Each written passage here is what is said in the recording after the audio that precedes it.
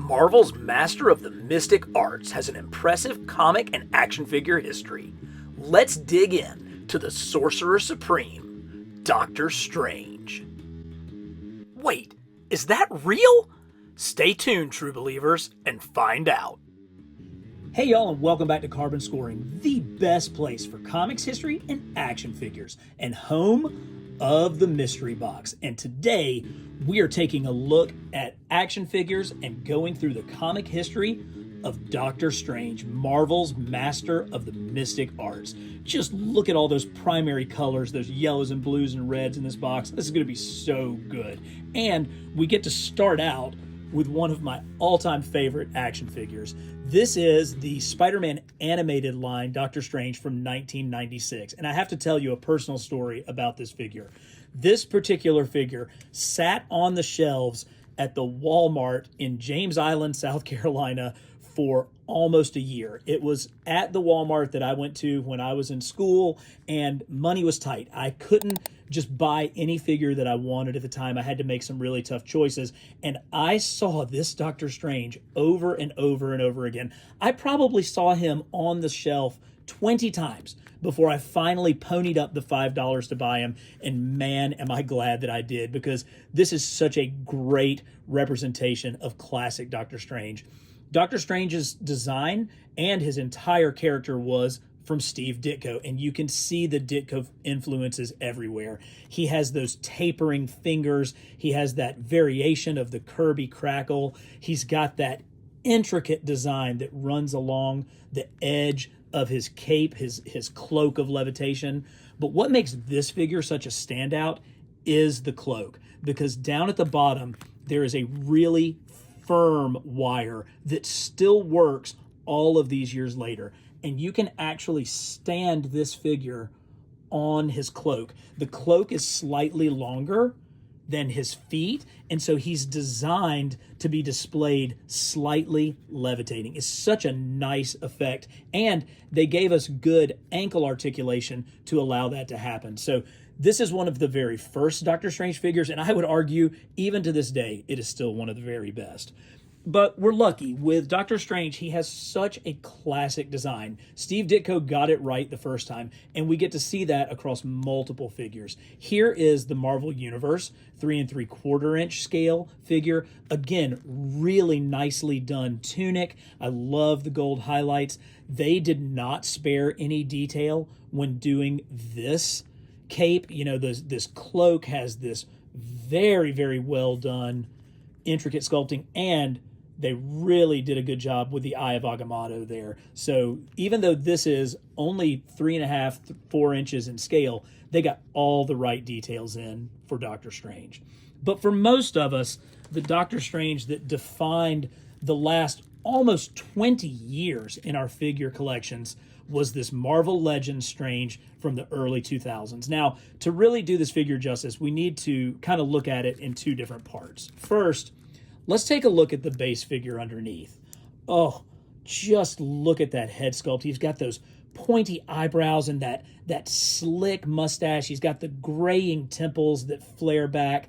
There's so much like flow and billow to this tunic. They did such a great job, even having the arms come down and kind of pinch, where we get those Kirby crackle type of effects on the gloves there.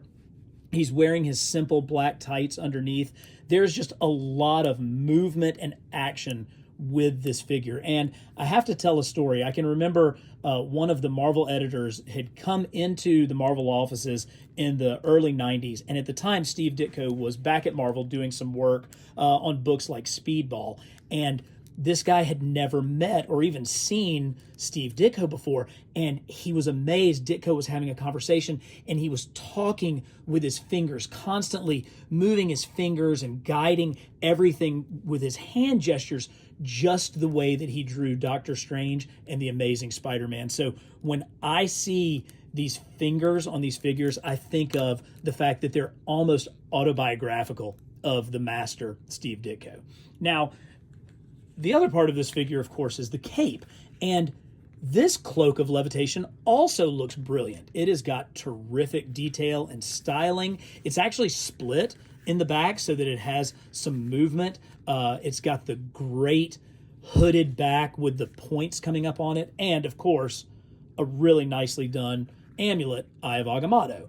The problem is when you put these two things together, this heavy rubber material of the cape overwhelms the rest of the figure, and it really limits the ability to pose Doctor Strange in anything other than just a static pose with him standing here. And so this is one of those instances where it's two great tastes that unfortunately don't taste great together. Doctor Strange first appeared as a backup story in Strange Tales 110, an anthology title during the earliest days of the Marvel Age of Comics. Initially referred to as the Master of Black Magic, Strange was wholly created by Steve Ditko, a fact that Stan Lee himself admitted in an early fanzine.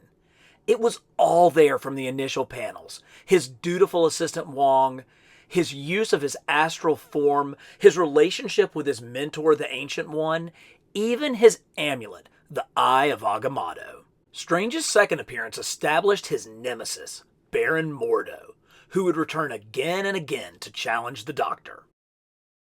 Reader response was overwhelming. Thus, Doctor Strange became a permanent feature in Strange Tales, and with issue 115, we finally discovered his origin. An arrogant surgeon, Ditko creates the most unlikable character possible. While lesser artists might struggle with the limited page count in a shared book, Ditko was a master of storytelling and pacing, using the classic 9-panel page layout to move the story along. But it was his atmospheric artistry that sold the story, taking Strange from the depths of despair to the sorcerer he would become, with a mastery of lighting and drama in every scene. Ditko quickly defined the visual aesthetic of Doctor Strange's world, which looked nothing like any other book on the stands at the time. Threats like Baron Mordo were augmented by even more mystical foes, such as the dread Dormammu. And while Ditko's dark and haunting portrayal of Strange remained grounded in the physical world, his psychedelic vistas became a huge hit with the hallucinogenic pop art movement of the 1960s. With issue 128, Strange's Cloak of Levitation assumes its now classic red color with yellow trim, while the level of threats continues to rise. The culmination of Ditko's run was the Eternity Saga, where Doctor Strange faces off against the living embodiment of the universe. The tale ran through his final issue on the title, number 146, which was the first time Ditko's Strange received cover billing. The artist was at his most imaginative, crafting a tale that spanned space and time, and found the Doctor triumphant in the end. But the one foe Strange couldn't overcome was the souring of the relationship between Lee and Ditko, and we are left with the Doctor walking away, leaving us to ponder the tales Ditko would never tell. Now that we've taken a look at the genius of Steve Ditko and his brilliant design for Doctor Strange, let's take a look at the 2022 Walmart exclusive Doctor Strange figure. This thing is a perfect representation of the classic Doctor Strange. He has great articulation, but most importantly, he comes with a ton of accessories, including the Wand of Watum, which features prominently in one of my absolute favorite Spider-Man stories. The Amazing Spider-Man Annual number 2 from 1965 is one of the most gorgeous single comics ever produced, teaming Steve Ditko's two greatest creations, the Web Slinger and the Sorcerer Supreme. They are faced with the threat of Zondu, who steals the Wand of Watum from Strange's Sanctum Sanctorum. Spider-Man has to venture into the astral plane to try to retrieve the artifact, while Strange emerges to join the fray. Using their combined might, together, our heroes defeat Zandu. One of the finest comics plotted and drawn by Steve Ditko, this impeccably illustrated annual is superbly completed by Stan Lee's immaculate scripting, with Strange wishing Spidey, "May the Vishanti watch over thee," and Spidey's pitch-perfect reply, "And may your amulet never tickle." Next up, we have the Marvel Select Doctor Strange. These are the figures that were released directly to comic shops through Diamond Select. And unlike their Marvel Legends counterparts, these are slightly larger in scale. These tend to be more in the 7-inch scale rather than the industry standard 6 inches that we're familiar with our Marvel Legends. Not only that, but the Marvel Select figures tended to focus on sculpt over articulation. However, I've got to say, you really don't have to compromise very much with this figure. He has got ball-jointed shoulders, ball-jointed hips. He's got good articulation at both the elbows and the knees, and you can get him into all the different Doctor Strange poses that you want. He's got really nice Doctor Strange hands where he's clearly doing magic, and he comes with a pretty sweet accessory that kind of displays that magical look that can fit over the top of his hand. Also, as a premium figure, he also came with a cool display base. This stained glass looking display base that you can sit him in front of. So that's a lot of value for the buck. But what I really love is how intricate this sculpt is. They really went all out in sculpting all the different layers of the cloth on the tunic. And then the paint wash really brings out all of that texture in the clothing. Very, very nicely done Eye of Agamotto, and that can be said for all of the detail that's carved into the trim and the back of his Cloak of Levitation as well. But the biggest thing for me with this figure is the head sculpt. Look at how just rough-hewn and how carved in that head is. That is not a Steve Ditko version of Doctor Strange. No, when I see this figure, I can only think of one artist, Frank Bruner. It's very common when the main creative driving force leaves a book for that character to flounder a bit, and this was certainly the case when Ditko left Doctor Strange. Then artist Frank Bruner came on the title and combined Ditko's flair for mysticism with an incredibly tight illustration style reminiscent of Neil Adams. The result honored what Ditko had accomplished, while setting the Doctor on a new artistic path.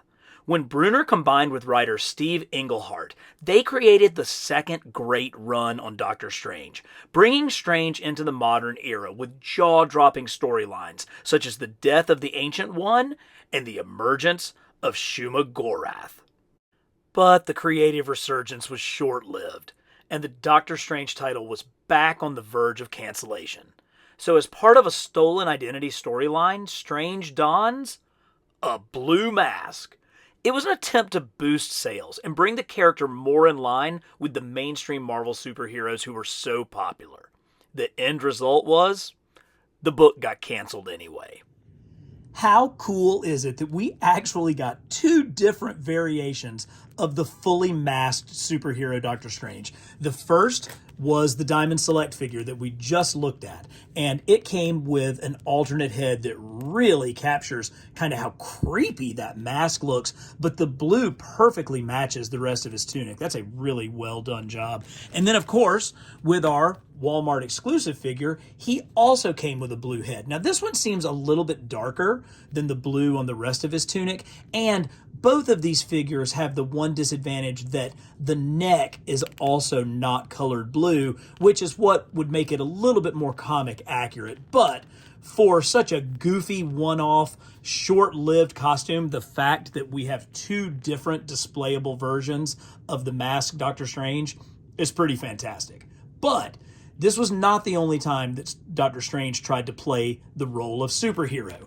Even though he's commonly thought of as a loner of a character, he has been involved with some other teams, and he's also been pretty heavily featured in animation. Going all the way back to the Spidey and His Amazing Friends cartoon, Doctor Strange is a pretty frequent guest star, appearing in X-Men and all the different Spidey cartoons, and here is his version in the Superhero Squad. And we're so lucky we got not one, but two Superhero Squad figures of Doctor Strange. This one is much more the classic comic look with the primary colors, the yellow, red, and blue.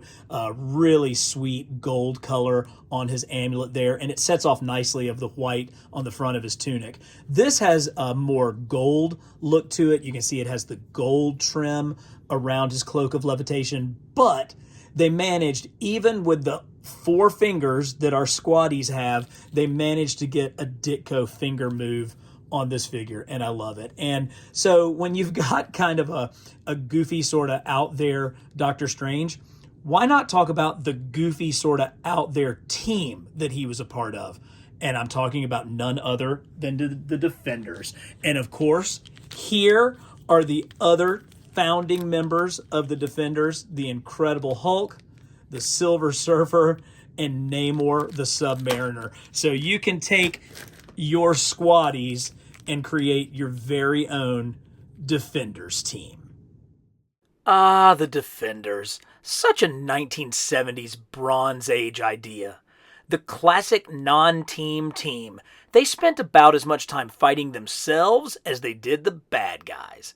And with the second issue of their series, they added another ridiculous loner to the team with the Silver Surfer.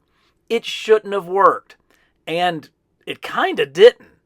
But it was still ridiculous fun. But it was Strange's involvement with the Illuminati that led to major changes in his character.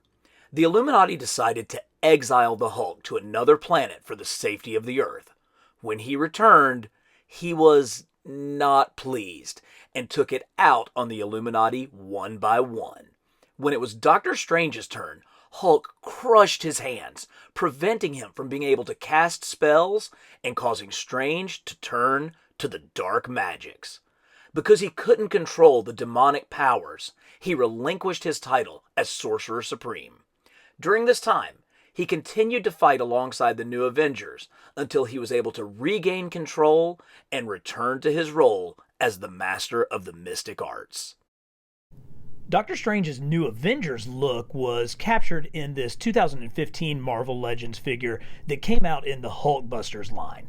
And you can see that because this was during the time when he was possessed by the dark magic, he has a much darker color scheme, more blacks than blues, and even the red is a far more muted feature. He does have individually sculpted hands. These aren't just typical thwippy hands that you would see with a Spider-Man figure. They are specific for Doctor Strange. But as we know, even the most convoluted storyline is going to circle back, and eventually Doctor Strange again became the Sorcerer Supreme. And here he is with a slightly altered costume. You can see that the design on the chest is a little bit different from the first figure. This one came out in 2016 as part of the Dormammu Build-A-Figure wave. It's got a little bit of a different paint on the head sculpt, much brighter red to signify him coming back to the light and regaining the Eye of Agamotto, the amulet that signifies him as the Sorcerer Supreme. And of course, he has this intricately sculpted cape, which would be used 6 years later on our Walmart exclusive Doctor Strange. Now, I actually am thinking about switching this cape for this one just because those gold highlights actually look really good. So we may have to see how that works and see if we can make that switch. Of course, because Doctor Strange doesn't have a lot of different looks in the comics, Mezco took advantage of this new Avengers look to use it in their 112 line. So this is a high quality premium format figure with a unique sculpt and a cloth costume. And this one's really sweet. Look at this kind of cape tail that he has. It even has a wire down at the bottom so that you can really kind of flare out that cape if you want to. I love the shiny highlights that you see underneath. A little bit of a different look to the logo that's on the chest, but that's okay. Mezco tends to take a little bit of liberties with their figures, and they did with this one. But when you come at a premium price point, you also get some pretty cool accessories like this mystical globe that we see here. Pretty cool. He also comes with a stand which replicates the window in his Sanctum Sanctorum, and a couple of other blast effects. So a pretty nice figure of, again, a relatively little used costume. All right, let's take another look at our Walmart exclusive Doctor Strange figure. This time, looking at the magic effects, which have a really nice two-tone apply to them, and they're translucent, so if you shine some light through them, it really shows. But the big thing that we want to look at right now is this axe. This is the Axe of Agamotto. Axe of Agamotto. acts of, I don't know how you're supposed to say this thing. Anyway, this featured prominently in the next comic story that I want to tell you about. Writer Jason Aaron and artist Chris Bachalo teamed up for the 4th volume of Doctor Strange, beginning with a story titled The Way of the Weird. This tale delves into the price that Strange has had to pay for his role as the Sorcerer Supreme, and just what has to be done to keep magic under control. And as you can see, it is beautifully drawn in the stylized way that only Bachalo can provide. Before we take a peek at the movie figures, let's look at a couple of Eye of Agamotto Amulet replicas that I have. This one is the MCU version that recently came from Hasbro Pulse, and when you press this button on top, oh, that's so cool, it opens up and shows the time stone, and you actually just crank it right back, and you have your amulet again. This one I've had for a few years, and it's really nice. It comes in this box, this wooden box with a really well done inlaid design. When you open this one up, you get a more comic version of the amulet. But again, the time stone lights up. So 2 really sweet versions of Doctor Strange's amulet. Remember this? Doctor Strange's first appearance on the semi-big screen was in a made-for-TV movie on CBS in 1978. Starring Peter Hooton as the Doctor, CBS was hoping to scam off their success with live-action Spider-Man and Hulk series. In the flick, Strange battles Morgan Le Fay, an evil sorceress from the 4th dimension. Now it's up to Stephen Strange to take the place of the Earth's last sorcerer. Have I become the sorcerer? You should. Is that Lucille Bluth? Everything I do is so dramatic and flamboyant, it just makes me want to set myself on fire. Come along for a fantastic adventure into the 4th dimension with Doctor Strange.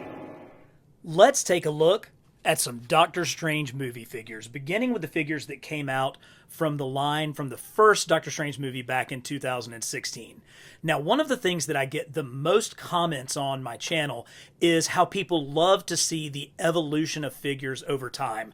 And you're really going to see that with the evolution of these movie figures over the past 6 years. So this is the first movie Doctor Strange. And I mean, it's pretty good. It kind of looks like G.I. Joe Benedict Cumberbatch. It's like he's got his head shaved like he's in the army with this head sculpt. We'll see how this figure evolves over time.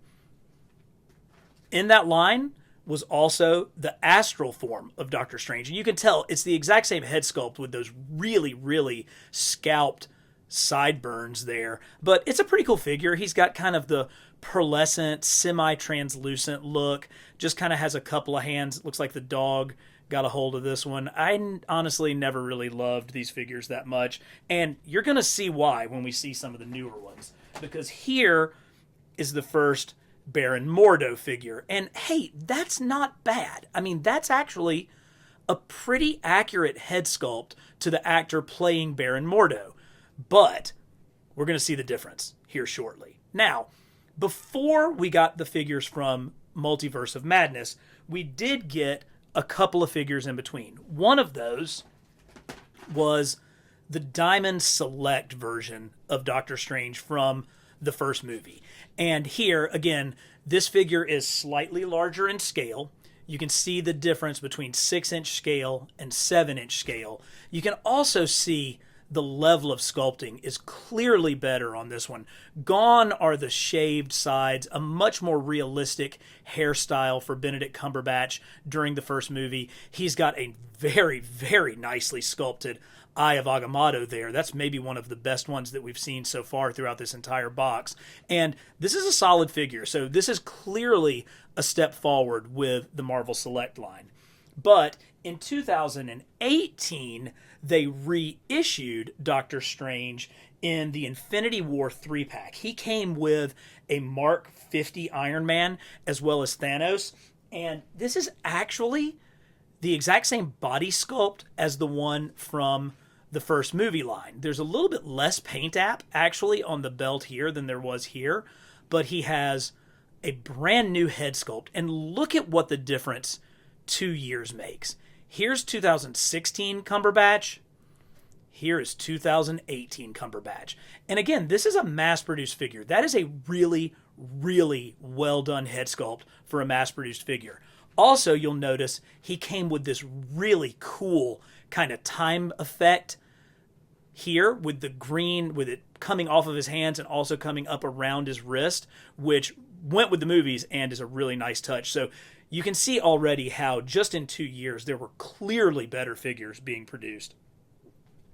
Now, we do have one more figure that we have seen prior to the new movie figures, and that's the What If Doctor Strange. And wow, does this really capture the look of the animated cartoon. I mean, it is absolutely perfect. That same hand accessory is used here, but it works because, God, this figure is so good. As a matter of fact, that might actually be the same waist piece that we saw before, just in the more animated, accurate colors. And of course, this cape is new. And look at the detail. That's actually, those are raised lines that are painted on the inside of this cape, but it really gives that gold and purple. And I have not seen Multiverse of Madness at the time of this filming, and I've got a feeling this version of the Good Doctor is going to make an appearance. So let's move forward and look at the figures that just came out in the Multiverse of Madness line, starting with the Doctor himself. Again, what a step forward in sculpting. And we see a much, much better Eye of Agamotto on this particular Strange, and a really, really cool magic effect. Look at all of the detail that is in that magic effect. Now, this is a wholly new sculpt. He has a new bit of articulation there at the waist. He's got Ditko fingers. In fact, maybe some of the best Ditko fingers that we have seen thus far, with the differences in the bend of the middle fingers there. And I just want to show it for reference. This is how far we've come in 6 years. It's incredible. This was a good figure in 2016. This is what we have come to expect from mass market retail figures by Hasbro in 2020. And let's keep the comparisons going. Here is the newest Astral Form Doctor Strange, a much better figure than this one, whatever this was. And of course, here is our newest Baron Mordo. Now, yes, he's got better hand gestures. He's certainly much more alive. There's more detail to his suit. And some of that is, of course, the costume design, but some of it clearly is the paint applications. But the real difference lies in this head sculpt. I mean, this one even has like the veins sculpted in his forehead where you can see that he's concentrating. Oh, I mean, it's just absolutely terrific. But we finally got the main man himself, everybody's favorite Wong. So for all of you who are trying to put together an Avengers Endgame display, for all of you who really needed Wong for your Shang-Chi display, here he is. And Wong, of course, comes with the great magic effect. He has his own unique body. That body shape fits the actor who plays Wong. That head sculpt is just picture perfect. I cannot fathom them doing a better job than what they've done here. And I love it. I just absolutely love that figure. Finally, the last one in the movie line is this Doctor Strange. So this was a Target exclusive, and you can see he's wearing that same outfit that he had when he was possessing the dark magic on the Avengers. It is very, very reminiscent of the time when Strange was overcome with dark magic after the Hulk had shattered his hands. Now, this is an update of that, but a really, really nice one. And again, we are gifted with just a brilliant Cumberbatch head sculpt. But the one way you know, even without having seen the movie, that this is going to be an evil version of Doctor Strange, the ponytail. There is no way that this dude is a good guy with a silver streaked ponytail like that. So I can't wait to see what happens in the film with this character. And finally, I'd like to introduce one more classic version of Doctor Strange and let that lead into the final comic book series that I'm going to recommend to you guys. This is the classic Strange from Mezco's 112 line. He has a magnet that's meant to hold his cloak of levitation. And of course, he has his Eye of Agamotto sort of half open. Again, it's that same head sculpt that we saw with the new Avengers Doctor Strange from Mezco, but this cloak of levitation has a wire throughout, and so you can get it into some really dynamic poses. Of course, he has a cloth tunic and a cloth costume all the way around, and it's crossed my mind to put this cloth cape on that Walmart figure, but it doesn't have the level of detail along the trim that I think we really need, that really represents the artwork of Steve Ditko. But with this one in mind, let's take a look at one more classic Doctor Strange comic book run. Two of my favorite comic creators, writer Brian K. Vaughn and artist Marcos Martin, come together to produce a 5-issue Doctor Strange series titled The Oath. The tale starts with Strange mortally wounded, being dragged in by Wong to seek the assistance of the Night Nurse. But we soon learn that he is not the only one facing death. Wong has terminal brain cancer. Strange is placed in a difficult situation. How does he balance his oath as a physician to save Wong's life with his oath as the Sorcerer Supreme? The three of them team up and get into all kinds of trouble. In the end, it is the deconstruction of Strange's dual responsibilities as written by Vaughn and the singular art style of Marcos Martin, whom I consider a modern-day Ditko, that make this tale an instant classic. If you want to learn more about Marvel's Illuminati, check out this video. So hit that like button, and for the very best in comics history and action figures, subscribe to Carbon Scoring.